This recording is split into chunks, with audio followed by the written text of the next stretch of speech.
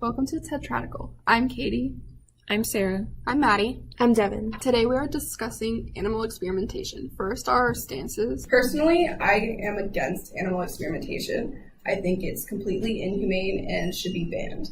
I also believe that people aren't as informed on this topic as they should be. Most people think it's just experiments on animals, and it is, but it's much more than that.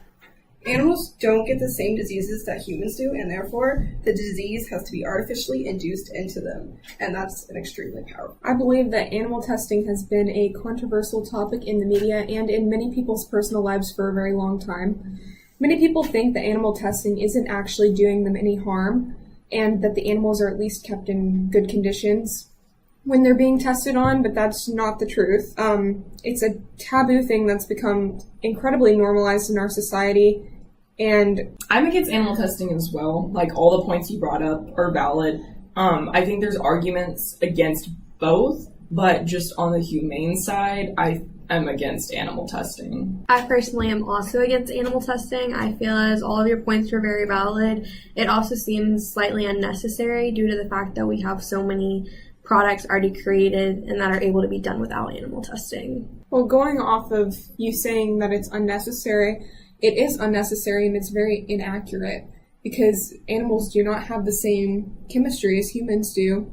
Therefore, a lot of the testing is inaccurate because it's testing medications and cosmetics and different things. Yeah, that's one thing I found. I found a statistic that said 92% of experimental drugs that are safe and effective on animals fail in human clinical trials because they're too dangerous or don't work. So it's not always like a guaranteed if you test on the animal and it works on the animal that it's going to work on humans. Exactly, since we've been able to, one of the reasons why is we wanted to cure cancer. We can cure cancer in mice now, but we still can't do it in humans. Right. And that just shows how unreliable it is because we can't transfer the same information we used from them to us. Mm-hmm. Yeah, one example of this testing that failed, or it worked in animals, failed in humans, was a drug that was tested to help morning sickness in pregnant women in the 60s.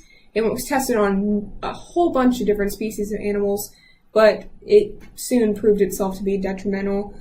Even though it was tested on so many species before it could be purchased, it caused an estimated 10,000 birth defects and thousands of baby deaths worldwide. Yeah, that is one of the big negatives, but then with the counter argument, even though I am against animal testing, there are some people that are for it. And I found it said the polio vaccine tested on animals reduced the global occurrence of the disease from 350,000 cases in 1988 to 27 cases in 2016. So since I guess there are those successful trials of testing on animals, there are some people that are for it because they think, it's better to test on animals than to test on humans because, people put humans above animals. There are other ways to test other than on humans, though, as well.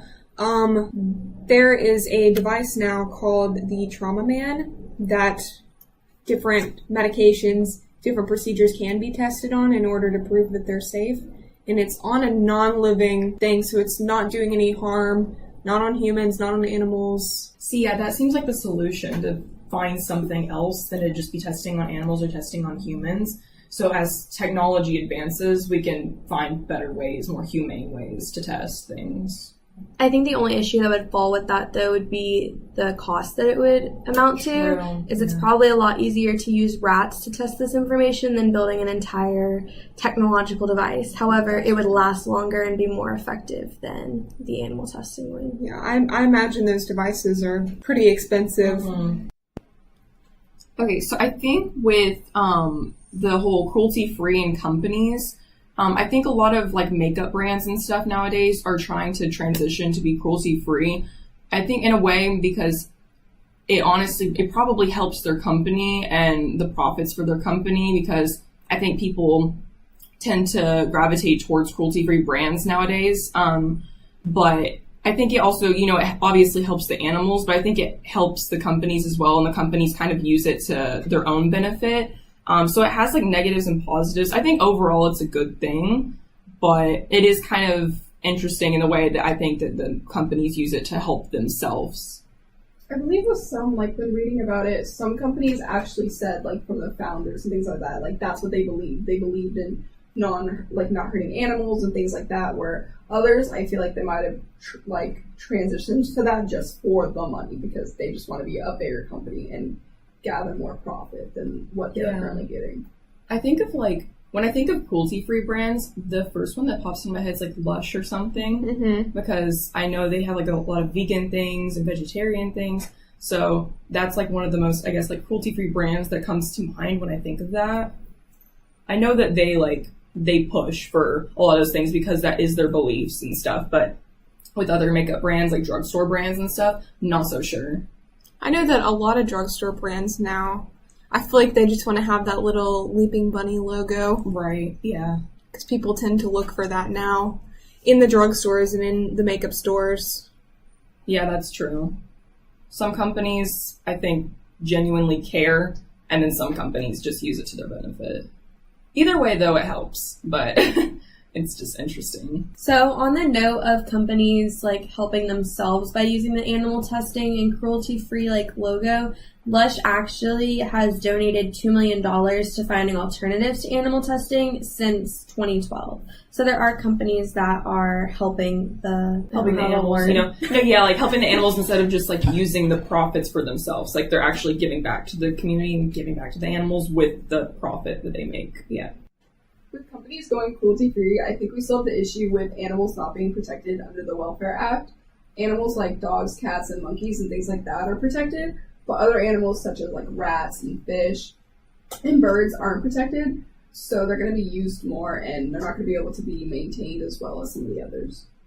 I think that it makes sense in a certain way that they want to pick some of the animals that are smaller, they think won't be affected as much, but at the same time, I think they're still affected like larger animals are. Just people see the smaller animals as not as important as the larger animals, so they test on these small animals, but it's they still feel the pain and they still, they're still affected by it like large animals are. So that's sad. Plus, I feel like if you're gonna have a law about it, it should protect everything and not just a couple animals. Yeah, they just pick and choose what they want, and it's who chooses that? Who makes the decision, I want to protect this animal, but this animal, it's okay to be tested on, And not everyone seems to follow it, because in 2016, California used over 7,000 dogs and cats, and Massachusetts was using almost 11,000 primates.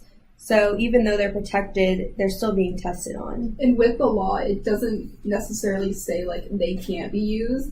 It just says that there's a certain way they have to be obtained and maintained in the facility, but most of the facilities aren't actually regulated, so they don't even follow the laws anyways. Right. I was about to say, it seems like they wouldn't follow some of the laws anyway. So, because, when you think of animal testing, you don't really think of oh, it's fine, the animal's not going to be affected at all. They're going to be hurt probably in some way, so, yeah, it's just sad. All right, that wraps up this week's podcast. Tune in next week for Tetradical's discussion on serial killers and abortion. Thanks for listening.